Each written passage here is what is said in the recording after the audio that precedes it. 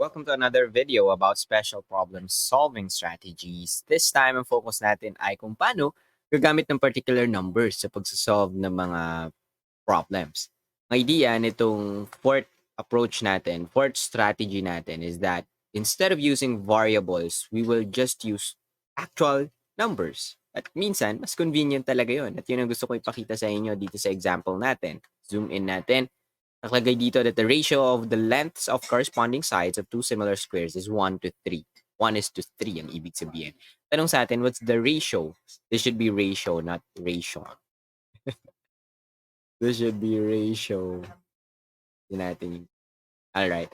So what is the ratio of the similar area of the smaller square to the larger square? Options tayo dito. 1 root 3 is 1 square root of 3, in case you're wondering.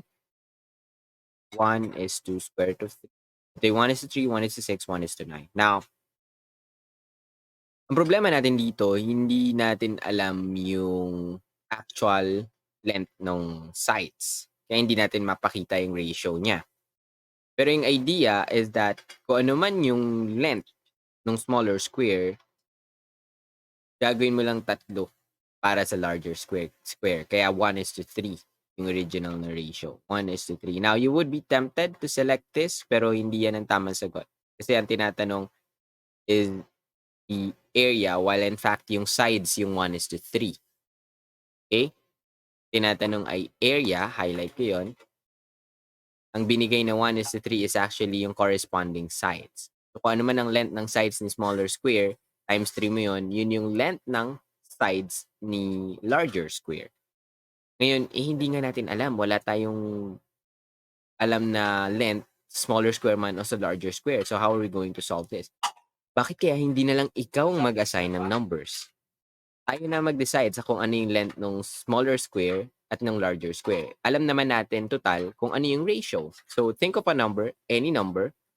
Pwede mong i-assign yun dun sa length ng smaller square. And then, i-times 3 mo lang yun. Yun naman yung length ng sides ng larger square. Okay?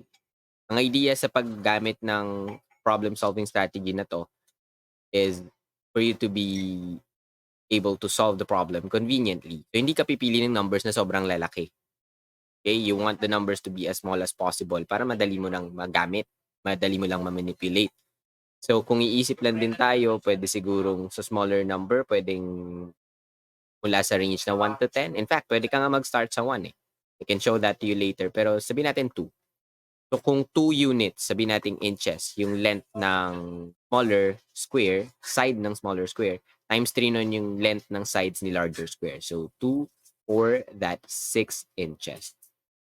Now, you have their area, because we know that to solve for the area of a square, all you need to do is to multiply the side by itself, diba? Side times side, or side squared. So, if the side of the smaller square is 2 inches, 2 times 2 is 4, ito naman ay 6 times 6.